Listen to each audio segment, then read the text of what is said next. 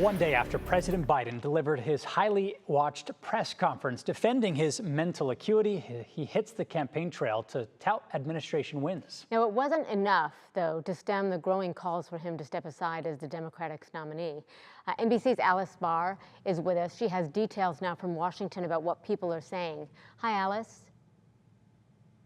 Hi, Christy. Well, we are essentially closing out this week where we started it. Despite the fact that it's been a week filled with news, President Biden is still dug in as his party's nominee, and fellow Democrats are still voicing deep concerns, both publicly and privately, about whether he can win.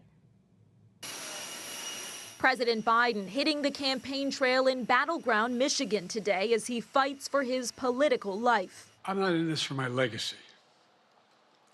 I'm in this to complete the job I started.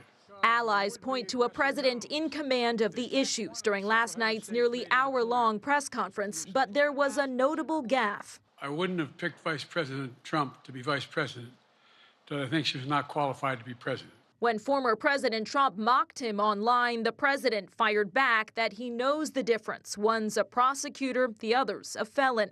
But it followed a similar flub just hours earlier during the NATO summit. And with questions over his age and fitness surging post-debate, any slip takes on outsized significance.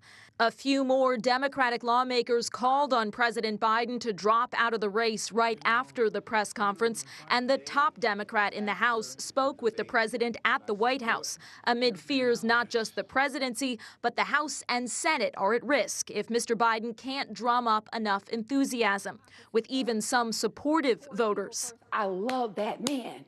Deeply worried. But I think it's time for him to step down. Get us a candidate that is ready for this right now and for many years in the future. One of President Biden's closest allies, Congressman Jim Clyburn, standing by him on NBC's Today Show. The conversation should focus on the record of this administration, on the alternative to his election, and let Joe Biden continue to make his own decisions about appearing to leave the door open to a different decision before the Democratic National Convention next month. Democratic lawmakers are back in their home districts speaking with their constituents. They've been hoping to get a handle on this situation before the Republican National Convention kicks off next week.